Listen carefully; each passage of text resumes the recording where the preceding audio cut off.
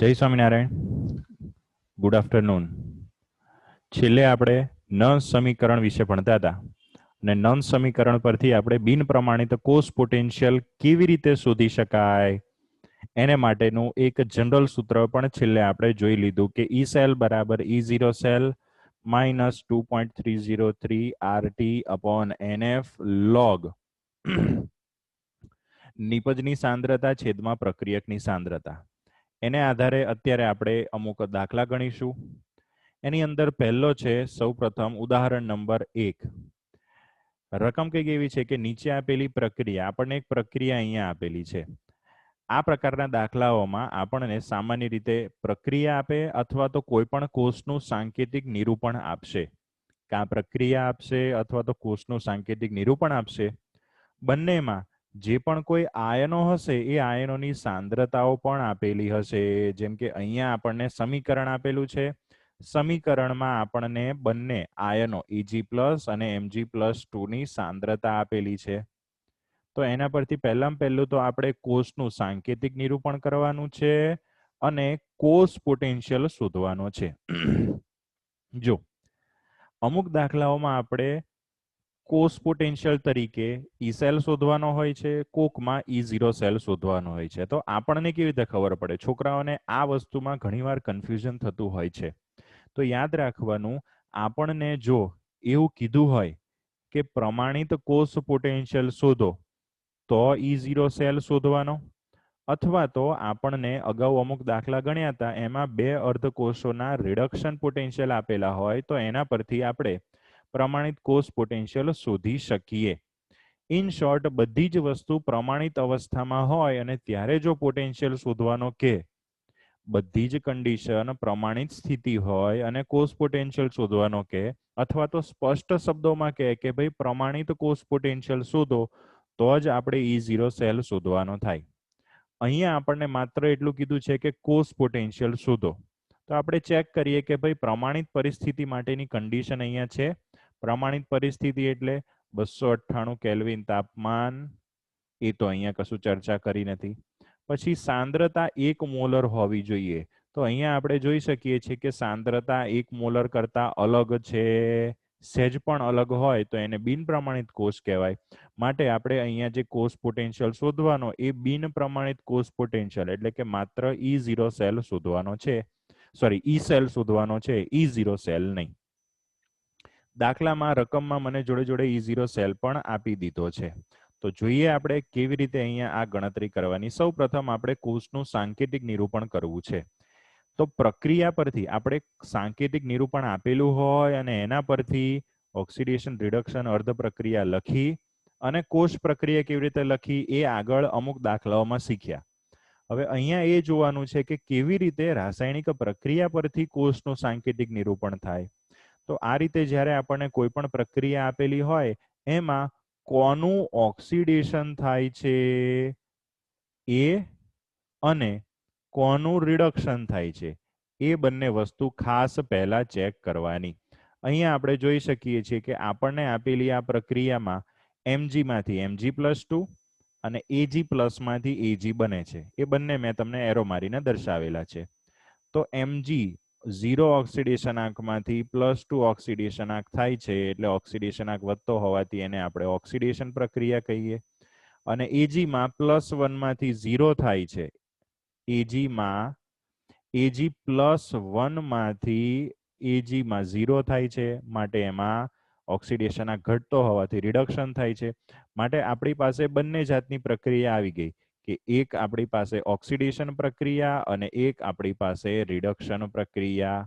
આપણને ખબર છે કે વિદ્યુત રાસાયણિક કોષમાં જેનું ઓક્સિડેશન થતું હોય એને એનોડ તરીકે લખાય. એટલે મેગ્નેશિયમ આપણો એનોડ થશે, મેગ્નેશિયમ થશે એનોડ અને Ag થશે કેથોડ.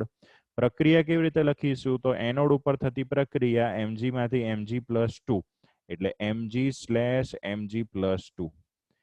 કેથોડ ઉપર Ag નું રિડક્શન થશે એટલે Ag+ માંથી Ag બનશે એટલે Ag+/Ag. બંનેને આપણે ક્ષાર સેતુ 2 ઊભી લીટી દ્વારા દર્શાવીએ. જોડે જોડે બંનેમાં રહેલા આયનોની સાંદ્રતા પણ દર્શાવેલી છે. 0.0 0.13 મોલર અથવા 0.130 મોલર અને બીજામાં 0.0001 મોલર. તો આ રીતે આપણે કોષનું સાંકેતિક નિરૂપણ કરી શકીએ. આપણી પાસે પ્રક્રિયા છે, એના પરથી બિન પ્રમાણિત કોષ પોટેન્શિયલ એટલે કે ઈ સેલ શોધવા માટેનું નર્ન સમીકરણ આપણે બનાવી શકીએ કે ઈ સેલ બરાબર E0 cell minus 2.303 RT upon NF log. સૂત્ર મેં તમને શીખવાડ્યું હતું, નિપજની સાંદ્રતા છેદમાં પ્રક્રિયકની સાંદ્રતા. આપેલી પ્રક્રિયાની અંદર Mg+2 આયન નિપજ તરીકે છે અને Ag+ આયન પ્રક્રિયક છે. માટે Mg+2 આયનની સાંદ્રતા છેદમાં Ag+ ની સાંદ્રતા. પરંતુ એક ધ્યાનમાં રાખવા જેવી બાબત એ છે કે Ag+ નો સહગુણક 2 છે. Ag+ આયન જે પ્રક્રિયામાં છે એનો સહગુણક 2 છે. એટલે એ સહગુણકને આપણે નર્ન સમીકરણમાં Ag+ ની સાંદ્રતાના ઘાતાંક તરીકે દર્શાવીશું. તો આ રીતે આપણી પાસે નર્ન સમીકરણ રેડી થઈ ગયું. એમાં બધી કિંમતો મૂકી આપણે ગણતરી કરીશું. એક વસ્તુ ખાસ જણાવી દઉં, આ રીતના નર્ન સમીકરણ આધારિત દાખલાઓમાં અહીંયા આપણને E0 સેલ આપેલું છે. અહીંયા આપણને E0 સેલ એટલે કે પ્રમાણિત કોષ પોટેન્શિયલ આપેલો છે. પરંતુ અમુક દાખલાઓમાં પ્રમાણિત કોષ પોટેન્શિયલ ના પણ આપેલો હોય, આપણે શોધવો પડે. કેવી રીતે શોધવાનું એ દાખલા આવશે ત્યારે હું તમને કહીશ.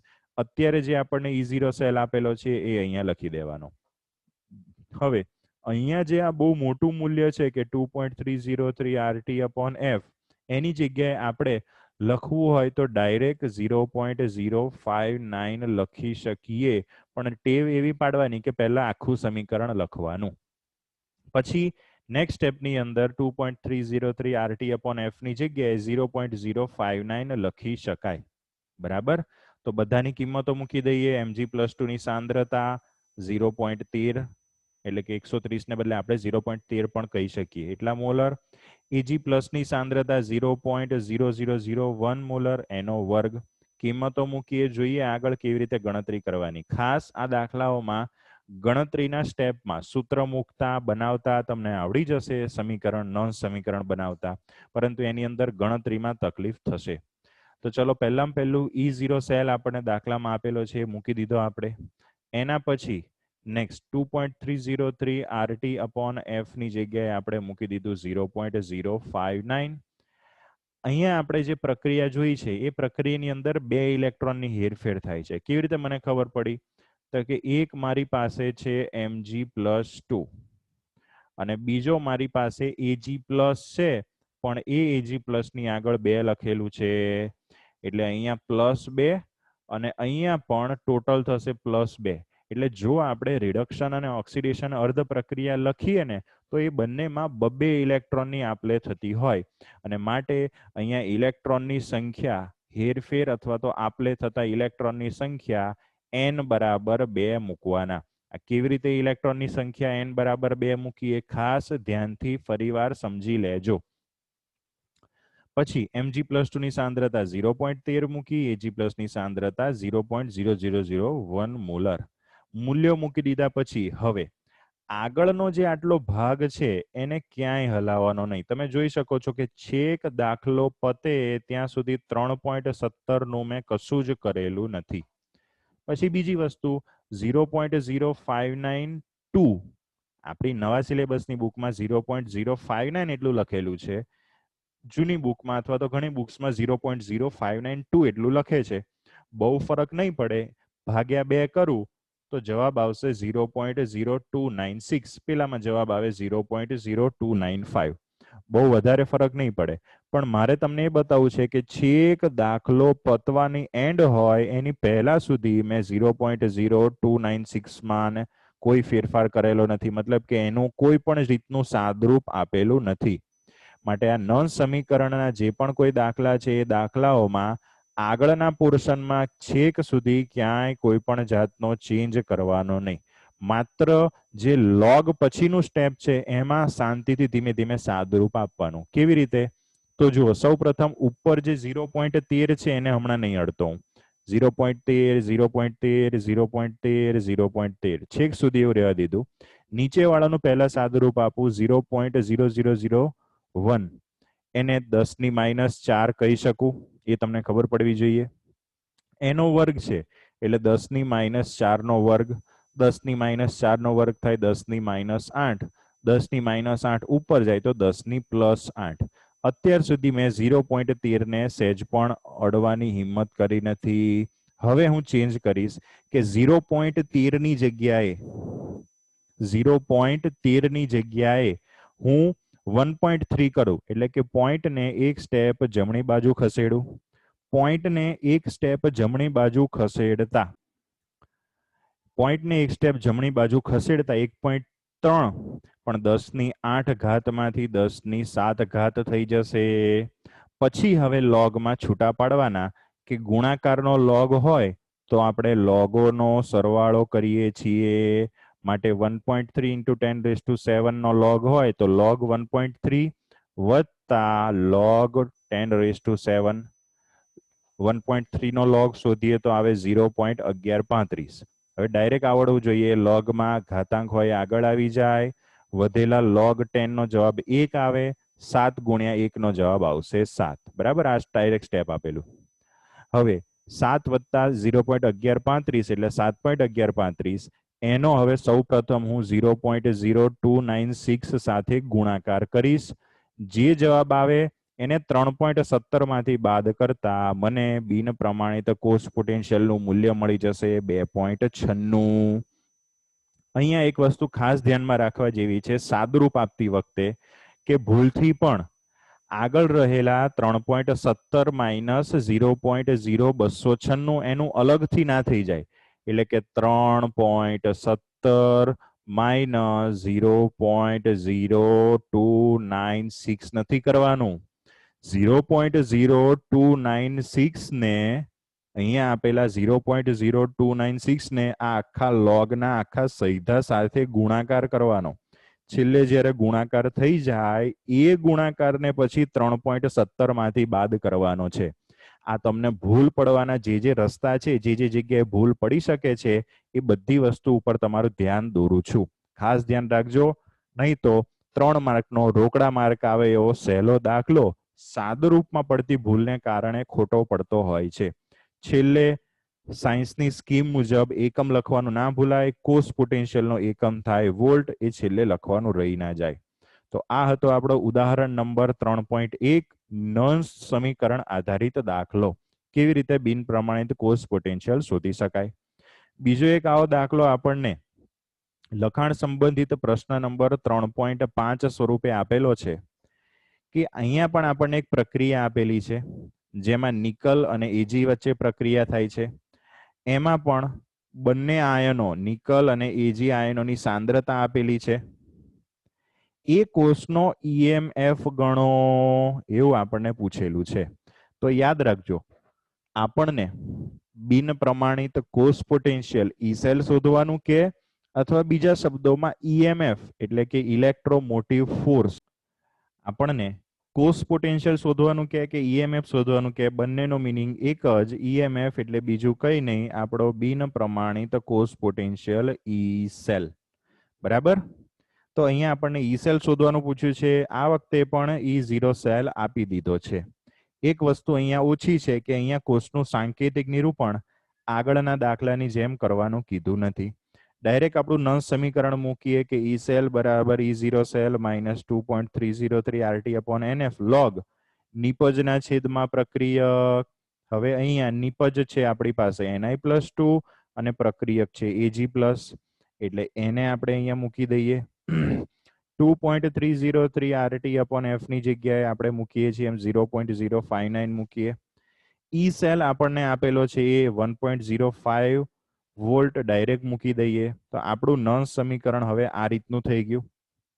આમાં Ni+2 ની સાંદ્રતા એટલે કે 0.160 એને આપણે મૂકી દઈએ.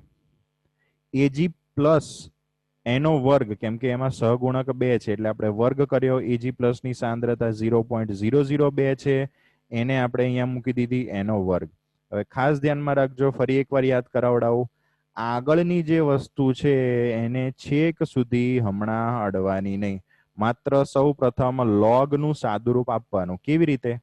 તો જો અહીંયા 0.002 છે એને આપણે 2 ગુણ્યા 10⁻³ કહી શકીએ. જે પણ મૂલ્ય હોય સાંદ્રતાનું 0.1 0.001 જે બી હોય એને 10 ના ઘાતાંક સ્વરૂપમાં ફેરવી દેવાનું. તો 0.002 એટલે 2 ગુણ્યા 10⁻³ એનો વર્ગ. પછી 2 નો વર્ગ થાય 4 અને 10⁻³ નો વર્ગ થાય 10⁻6 એટલે નીચે રહ્યું 4 ગુણ્યા 10⁻6. આગળ 0.16 ભાગ્યા 4 એટલે કે પટેલોનો આપણે ભાગાકાર કરીએ તો 0.16 ભાગ્યા 4 એટલે 0.04 અને 10⁻6 ઉપર આવે તો થઈ જાય 10⁻6. આગળ 0.04 છે. આ જે પણ મૂલ્ય અહીંયા મળે છે ને કોઈ પણ દાખલામાં એનો આપણે લોગ શોધવાનો છે. હવે લોગ શોધવામાં તકલીફ ના પડે એને માટે જે અહીંયા પોઈન્ટ છે એને પહેલા આંકડા પછી મૂકી દેવાનો. શૂન્ય સિવાયનો જે પણ પહેલો આંકડો હોય એને પછી લાવવાનો ટ્રાય કરવાનો. એટલે અહીંયા આપણે પોઈન્ટને 2 સ્ટેપ જમણી બાજુ 4 પછી મૂકવું હોય તો 2 સ્ટેપ જમણી બાજુ ખસેડતા ઘાતાંક 10 નો ઘાતાંક 10⁶ માંથી ઘટીને 10⁴ થઈ જશે.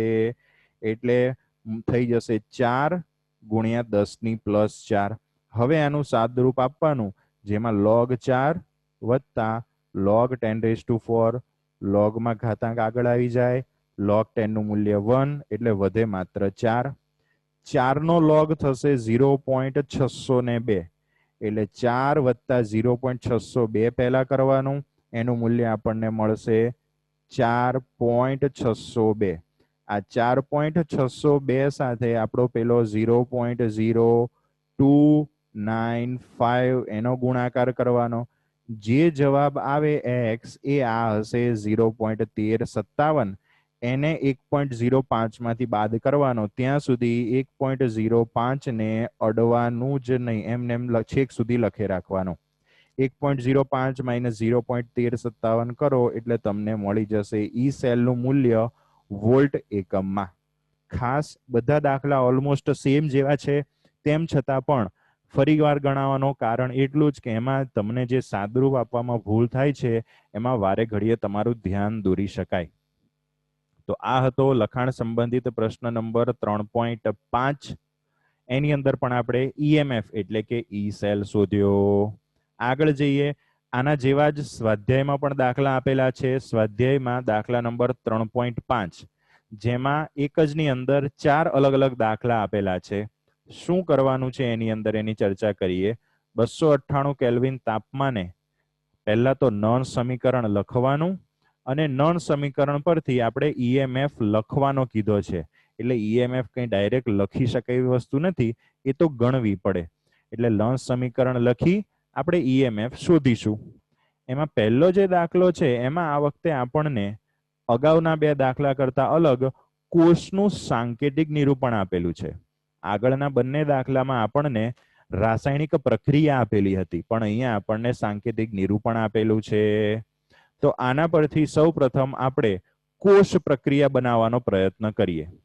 તો એનોડ ઉપર Mg છે, તો એનોડ ઉપરના Mg એનું ઓક્સિડેશન થશે અને એના ઓક્સિડેશનની પ્રક્રિયા શું થશે? Mg gives Mg+2+2 electron. Cathode ઉપર કોપર આપણને આપેલું છે એટલે કોપરનું રિડક્શનની પ્રક્રિયા કેથોડ ઉપર લખવી પડશે. એ પણ આપણને આવડે છે. Cu+2+2 electron gives Cu.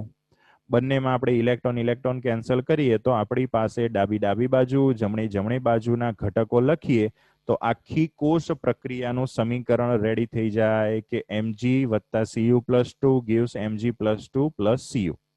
આ કોષ પ્રક્રિયા લખી દીધા પછી અગાઉના દાખલામાં જેમ આપણને આપેલા હતા કે ભાઈ પ્રમાણિત કોષ પોટેન્શિયલ એટલે કે E0 સેલનું મૂલ્ય આપણને આપેલું હતું. પણ અહીંયા એક પણ સ્વાધ્યાયના દાખલામાં E0 સેલનું મૂલ્ય આપેલું નથી. માટે સૌ પ્રથમ આપણે E0 સેલ શોધવો પડશે. કેવી રીતે? તો આપણને એનું સૂત્ર ખબર છે કે ભાઈ કેથોડનો રિડક્શન પોટેન્શિયલ માઇનસ એનોડનો રિડક્શન પોટેન્શિયલ. તો કેથોડનો રિડક્શન પોટેન્શિયલ, કેથોડ કોણ છે તો કે કોપર અને એનોડ કોણ છે તો કે Mg. કેથોડ પર રહેલા કોપરનો રિડક્શન પોટેન્શિયલ કેટલો છે તો આપણને ટેક્સ્ટબુક અત્યારે આપણી પાસે છે એટલે એમાં ઈએમએફ શ્રેણી પરથી આપણને કોપરના રિડક્શન પ્રમાણિત રિડક્શન પોટેન્શિયલનું મૂલ્ય મળી જશે 0.34. એ જ ઈએમએફ શ્રેણી જે આપણને બુકમાં આપેલી છે એમાં આપણને મેગ્નેશિયમ માટે પણ પ્રમાણિત રિડક્શન પોટેન્શિયલ મળી જશે -2.37. એક્ઝામમાં તો આપણી પાસે ટેક્સ્ટબુક નથી હોવાની માટે એક્ઝામમાં આ બંને રિડક્શન પોટેન્શિયલના મૂલ્ય તમારે માગી લેવાના.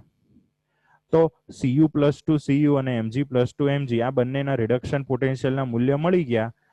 માઇનસ માઇનસ પ્લસ સરવાળો કરતા જવાબ મળશે 2.71 વોલ્ટ. આ 2.71 વોલ્ટ શું મળ્યું તો કે એ તો પ્રમાણિત કોષ પોટેન્શિયલ મળ્યો. એના પરથી આપણે બિન પ્રમાણિત કોષ પોટેન્શિયલ ઈ સેલ અથવા તો ઈએમએફ શોધવાનો છે. સૌ પ્રથમ આપણે પ્રક્રિયા બનાવી દીધી. એના પરથી નસ સમીકરણ લખી શકીએ કે ઈ સેલ બરાબર E0 cell -2.303 RT/NF log નિપજમાં ion છે Mg+2 એની સાંદ્રતા અને પ્રક્રિયકમાં આયન છે Cu+2 એની સાંદ્રતા. બંનેની સાંદ્રતાઓ આપણને અહીંયા દાખલામાં સાંકેતિક નિરૂપણમાં આપેલી જ છે. તો Mg ની 0.001 અને કોપરની 0.0001. બંનેનો ભાગાકાર કરતા જવાબ આવે 10 log 10 એટલે 1. આગળ જે રહ્યું 0.059/2. કેમનું 2 તો અહીંયા 2 ઇલેક્ટ્રોનની આપલે થાય છે માટે n બરાબર આપણે મૂકી દીધું 2. 0.059/2 એટલે 0.0295 એના ગુણ્યા 1 એટલે એનું એ જ રહેશે. આપણો જે પ્રમાણિત કોષ પોટેન્શિયલ ને જેને આપણે છેક સુધી એમને એમ લખતા આવ્યા છીએ એ પ્રમાણિત કોષ પોટેન્શિયલ 2.71 માંથી 0.0295 બાદ કરો એટલે મને ઈએમએફ અથવા તો બિન પ્રમાણિત કોષ પોટેન્શિયલ મળી જશે. બરાબર. આગળ સ્વાધ્યાયના 3.5માં આના જેવો બીજો એક દાખલો આપણને આપેલો છે. એમાં પણ સાંકેતિક નિરૂપણ આપેલું છે. એની અંદર એક બાજુ એનોડ તરીકે આયન છે અને બીજી બાજુ હાઇડ્રોજન વિદ્યુત ધ્રુવ છે. એમાં આપણે જોઈ શકીએ છીએ કે H+ આયનની સાંદ્રતા 1 મોલર છે અને ડાબી બાજુ એનોડમાં Fe+2 આયનની સાંદ્રતા 0.001 છે. માટે બંને બાજુ સાંદ્રતા 1 મોલર ન હોવાથી મારી પાસે કોષ પ્રમાણિત અવસ્થામાં નથી. એટલે મારે બિન પ્રમાણિત કોષ પોટેન્શિયલ ઈ સેલ શોધવા સૌ પ્રથમ E0 સેલ શોધવાનો.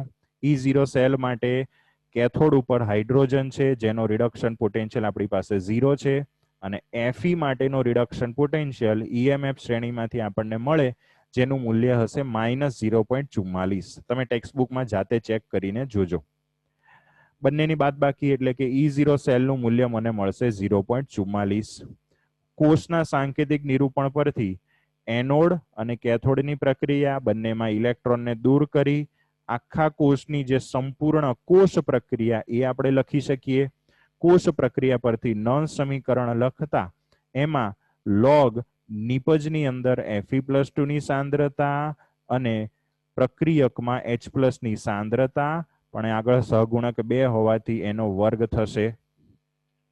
સાંદ્રતાના મૂલ્ય મૂકીએ. Fe+2 ની સાંદ્રતા છે 0.001 અને H+ ની સાંદ્રતા છે 1 અને એનો વર્ગ 1નો વર્ગ એનો એ જ રહે. 0.001 એનું મૂલ્ય થશે 10⁻³ લોગમાં આપણને ખબર છે કે ઘાતાંક આગળ આવે એટલે -3 આગળ આવશે. log 10 નું મૂલ્ય 1 થશે. આગળ દર વખતે કહું છું એમ E0 સેલ અને 0.0295 નું મૂલ્ય એઝ ઇટ ઇઝ જ રહેવા દેવાનું. બરાબર.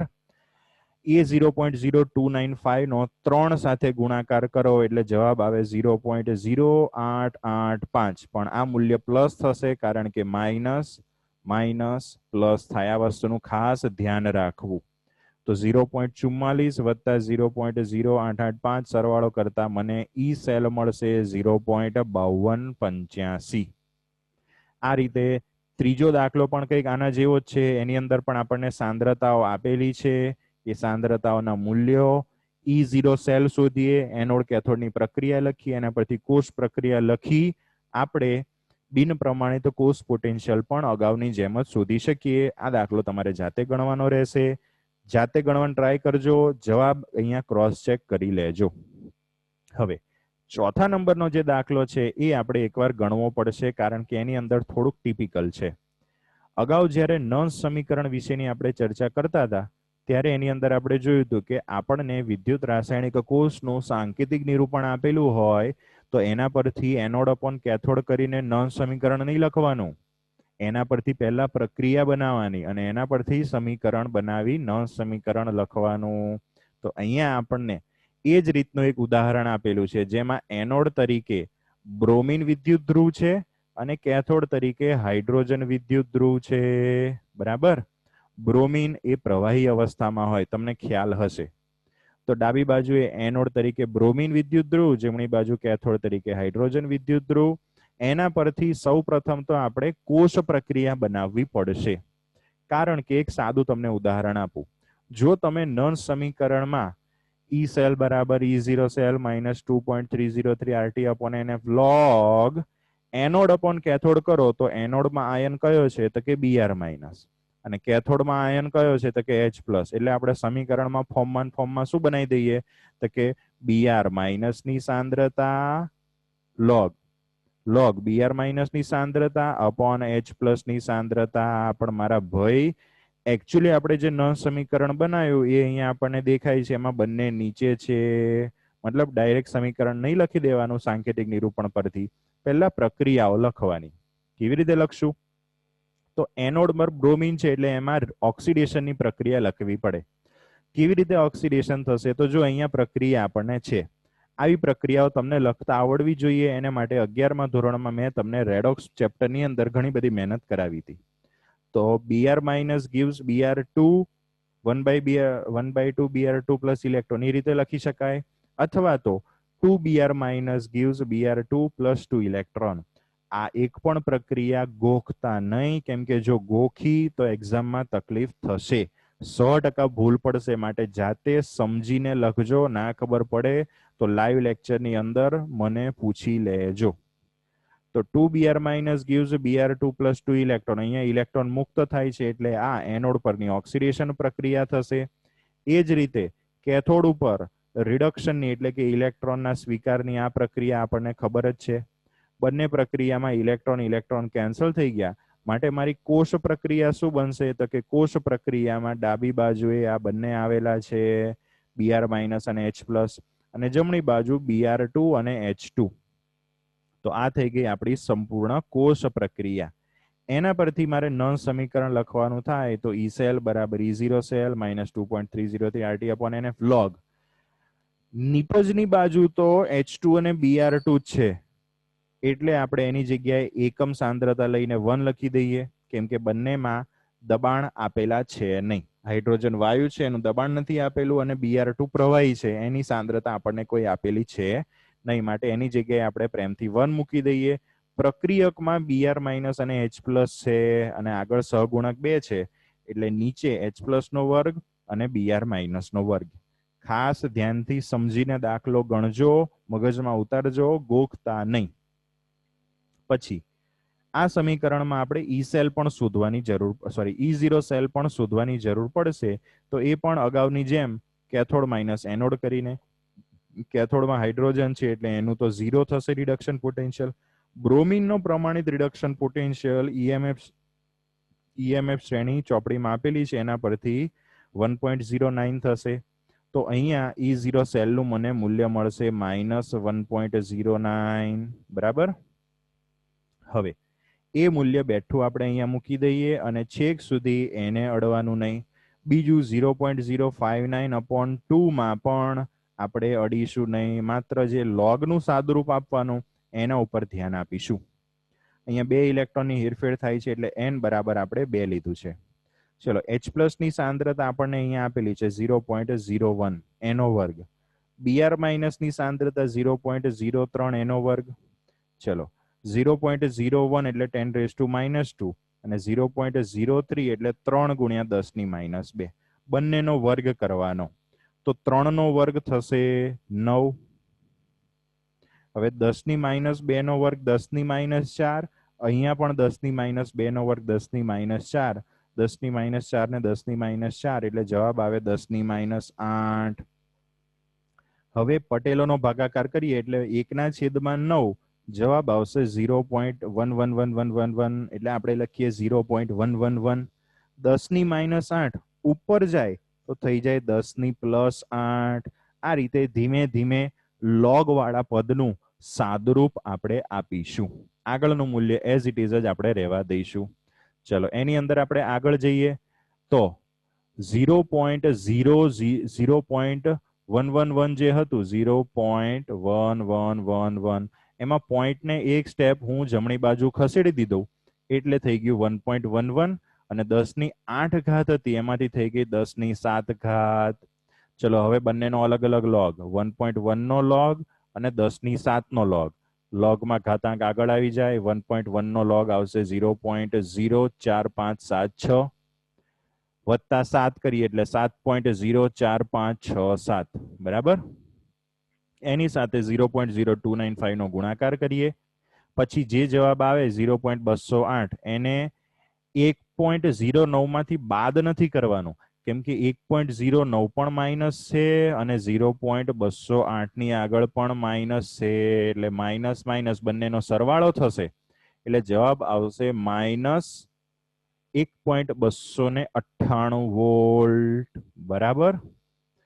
હવે એક વસ્તુ જવાબ તો આ લાવીને આપણે છોડી દેવાનો કેમ કે આપણને માત્ર કોષ પોટેન્શિયલ બિન પ્રમાણિત શોધવાનો કીધો છે પણ આ જવાબ પરથી એક કન્સેપ્ટ બીજો તમને સમજાવું કે યાદ રાખો કોઈ પણ વિદ્યુત રાસાયણિક કોષનો પોટેન્શિયલ એ ચાહે બિન પ્રમાણિત કોષ હોય એનો પોટેન્શિયલ ઈ સેલ અથવા પ્રમાણિત કોષનો પોટેન્શિયલ E0 સેલ હોય એનો જવાબ હંમેશા ધન જ આવે. કોષ પોટેન્શિયલ કોઈ પણ પ્રકારનો હોય એનો જવાબ ધન જ આવે. જો આપણે થિયરેટિકલી એટલે કે સૈદ્ધાંતિક રીતે ઓન પેપર ગણતરી કરતા આ દાખલાની જેમ જવાબ ઋણ આવે છે તો એનો મિનિંગ સાદો સિમ્પલ એવો થાય કે આપણને જે વિદ્યુત રાસાયણિક કોષ આપેલો છે એમાં આપણે જેને એનોડ તરીકે લીધો એ એકચ્યુઅલ કેથોડ છે અને જેને કેથોડ તરીકે લીધો એ એનોડ છે. ઉદાહરણ તરીકે આ દાખલાની અંદર આગળ જઈએ તો એમાં આપણી પાસે બ્રોમિન વિદ્યુત ધ્રુવને આપણે એનોડ તરીકે લીધો છે અને હાઇડ્રોજનને કેથોડ તરીકે લીધો છે એટલે આપણો જે અહીંયા જવાબ છે ને એ ઋણ આવ્યો. E0 સેલનો જ પહેલો જવાબ ઋણ આવે. પહેલો જ જવાબ E0 સેલ હોય કે ઈ સેલ મેં તમને કીધું એ ઓલવેઝ ધન હોય તો E0 સેલનો જવાબ ઋણ આવે છે મતલબ ભૂલ છે. શું ભૂલ છે? જેને આપણે એનોડ તરીકે લઈએ છીએ એ એકચ્યુઅલી કેથોડ છે અને જેને કેથોડ તરીકે લઈએ છીએ એ એનોડ છે. માટે અદલા બદલી કરી હાઇડ્રોજન વિદ્યુત ધ્રુવને એનોડ તરીકે લઈ બ્રોમિનને કેથોડ તરીકે લેતા બધી જ વસ્તુમાં માઇનસની જગ્યાએ પ્લસ આવી જશે એટલે કે E0 સેલનો જવાબ -1.09 ને બદલે +1.09 આવશે. બીજું અહીંયા જે આ વસ્તુ નીચે આપણને મળે છે એ વસ્તુ ઉપર આવી જતી હોવાથી છેલ્લે જ્યારે આપણે જવાબ આવશે એ જવાબ એટલો ને એટલો 1.298 પણ પ્લસમાં આવશે.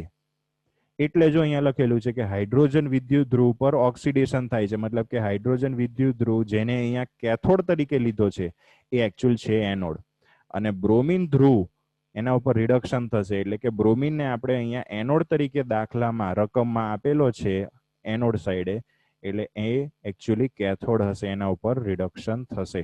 આ એક સમજવાની વસ્તુ છે. દાખલામાં લખો ના લખો એનાથી કોઈ ફરક નહીં આપણે તો જવાબ લાવીને છોડી દેવાનો. તો આ રીતે નોન સમીકરણ પરથી કેવી રીતે બિન પ્રમાણિત કોષ પોટેન્શિયલ દાખલામાં શોધી શકાય એના આપણે આ બધા દાખલા જોયા. નેક્સ્ટ એના પછી એક બીજો નોન સમીકરણ આધારિત જ એક કન્સેપ્ટ છે નોન સમીકરણ અને સંતુલન અચળાંક કે જે આપણને નવા સિલેબસમાં આ ટોપિક આપેલો છે પરંતુ બીજો ટોપિક આપેલો નથી. શું છે આ વસ્તુ? નોન સમીકરણ અને સંતુલન અચળાંક. આપણે સૌ પ્રથમ એક ડેનિયલ કોષ માટેની અહીંયા આપેલી આ પ્રક્રિયા ઉપર જોઈએ. આ પ્રક્રિયાની અંદર આપણને ખબર છે કે આ એક રાસાયણિક પ્રક્રિયા છે અને રાસાયણિક પ્રક્રિયા જેમ જેમ આગળ વધે એમ એમ થોડાક સમય પછી એમાં સંતુલન સ્થપાઈ જાય.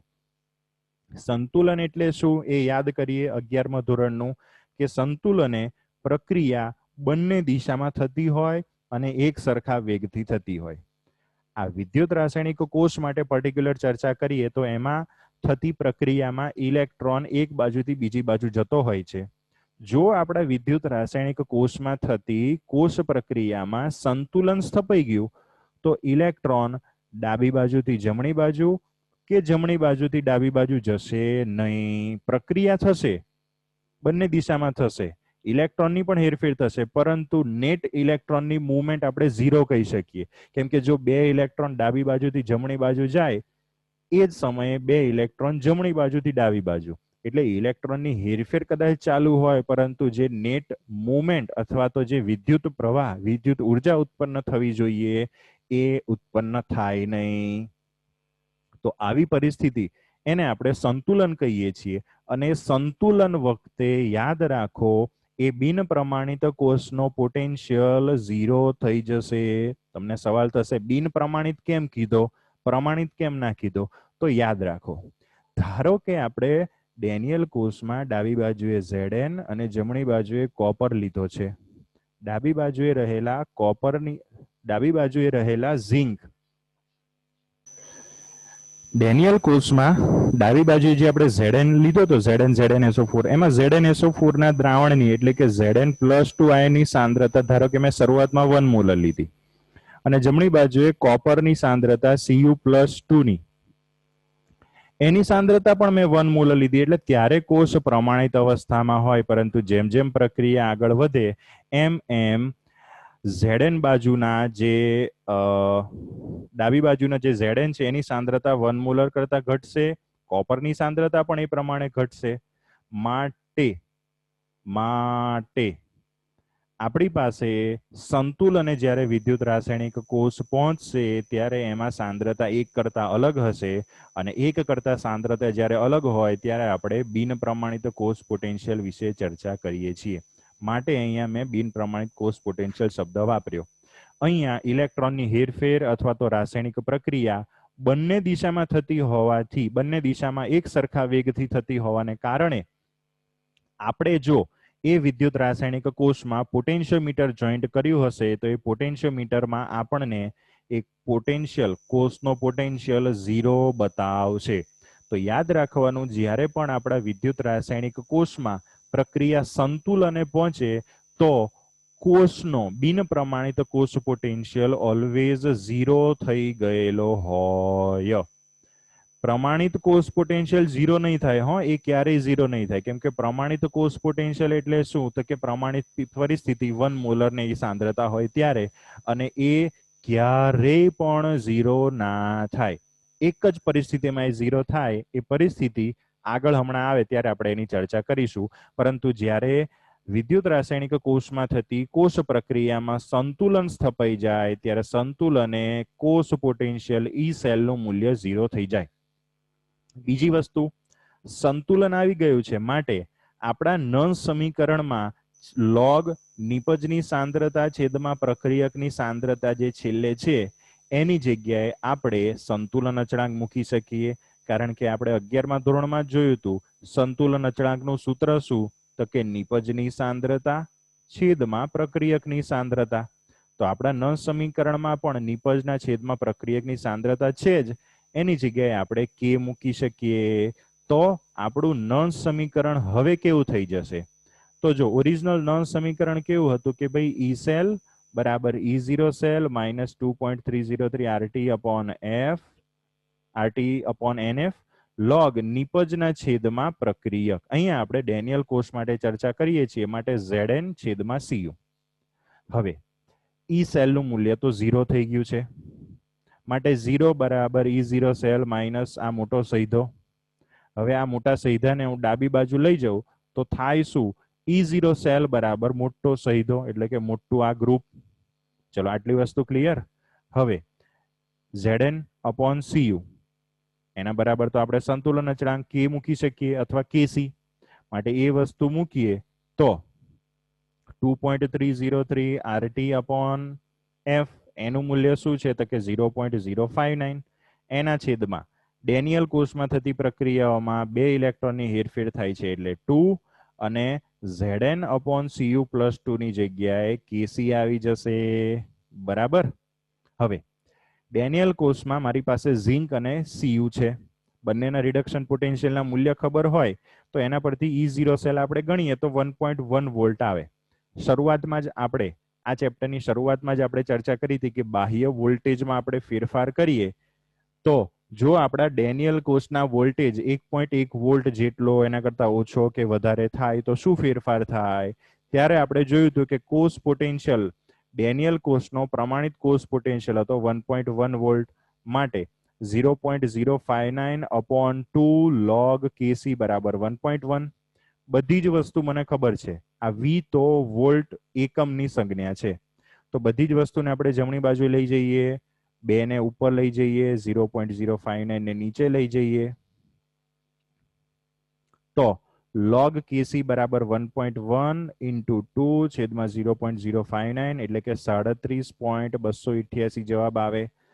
log Kc બરાબર 37.288 તો Kc બરાબર મારે Kc નું મૂલ્ય શોધવા log કાઢવા 37.288 નો એન્ટીલોગ શોધવો પડશે. એન્ટીલોગ શોધતા તમને આવડે છે? એન્ટીલોગ શોધતા 37.288 નો એન્ટીલોગ એટલે કે Kc નું મૂલ્ય મળશે 2 × 10⁻37. આ નોન સમીકરણ અને સંતુલન અચળાંક ટોપિક સમજવા એક દાખલો પણ આપણે ગણી નાખ્યો જેની તમને ખબર ના પડી. આ જ રીતના દાખલા આપણને પૂછાતા હોય છે. એમાંનો એ ટાઈપનો એક દાખલો આપણને ઉદાહરણમાં આપેલો છે આપણા નવા સિલેબસમાં કે Cu + 2Ag + give Cu + 2 + 2Ag આ પ્રક્રિયા માટેનો સંતુલન અચળાંક શોધો. આપણને આના માટે E0 સેલ આપેલું છે. એક્ઝામમાં કદાચ E0 સેલ ના આપે પણ કોપર અને Ag ના પ્રમાણિત રિડક્શન પોટેન્શિયલના મૂલ્ય આપેલા હોય એના પરથી આપણે શોધી શકીએ. તો સંતુલન અચળાંક શોધવાનો છે એટલે સંતુલન સ્થપાઈ ગયું હોય એ કન્ડિશનમાં E0 બરાબર 0 હોય તો નોન સમીકરણ આ પ્રક્રિયા પરથી આ રીતે લખી શકાય કે E સેલ બરાબર E0 સેલ -2.303 RT/NF log નિપજ છેદમાં પ્રક્રિયક. એમાં E સેલ બરાબર તો 0 છે. E0 સેલ આપણને દાખલામાં આપેલું છે 2.303 RT/F નું મૂલ્ય 0.059 અને નિપજના છેદમાં પ્રક્રિયક એની જગ્યાએ મેં મૂકી દીધું Kc. ચલો આ આખા સૈધાને આપણે ડાબી બાજુ લઈ જઈએ તો 0.0592/n log Kc બરાબર 0.46. log Kc ને એકલો પાડીએ, જવાબ મળે 15.5932. log Kc બરાબર 15.5932 તો Kc બરાબર 15.5932 નો એન્ટીલોગ, જેનો જવાબ આવો કંઈક આવશે. સાવ સાદો સિમ્પલ દાખલો 2 માર્કમાં પૂછી શકાય. આ જ રીતના બીજા પણ દાખલા તમારી સાથે શેર કરું છું. આ દાખલા તમારે જાતે ગણવાના રહેશે. બરાબર. ઓકે, આ તો બેઠો એનો એ જ દાખલો છે આપણે જે હમણાં ગણ્યો એ જ રીતનો. બરાબર. એટલે આ દાખલો તમારે ગણવાની જરૂર નથી. નીચે તમને દાખલો આપેલો છે. એ દાખલામાં તમને 2 અર્ધકોષો Sn અને Ni, ટીન અને નિકલ એના માટેના પ્રમાણિત રિડક્શન પોટેન્શિયલના મૂલ્ય આપેલા છે. Sn માટેના પ્રમાણિત રિડક્શન પોટેન્શિયલનું મૂલ્ય -0.14 અને નિકલ માટેનું -0.23. એના માટે તમારે સંતુલન અચળાંક શોધવાનું છે.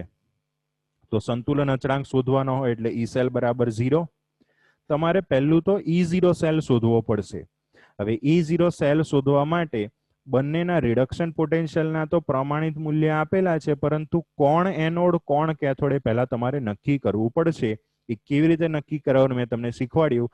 જેના રિડક્શન પોટેન્શિયલનું મૂલ્ય વધારે એ થશે કેથોડ, બીજો એનોડ. એના પરથી E0 સેલ શોધી અને E0 સેલ મળી જાય એટલે એના પરથી આપણે સંતુલન અચળાંક આગળના દાખલાની જેમ શોધી શકીએ. આ દાખલો તમારે જાતે ગણવાનો થશે. બરાબર. ઓકે, નેક્સ્ટ એના પછીનો એક ટોપિક છે સાંદ્રતા કોષ. શું છે સાંદ્રતા કોષ એની આપણે આના પછીના વિડીયોમાં ચર્ચા કરીશું. ત્યાં સુધી આટલા દાખલા તમારી નોટબુકમાં નોટ ડાઉન કરી દેજો. બધાને જય સ્વામિનારાયણ.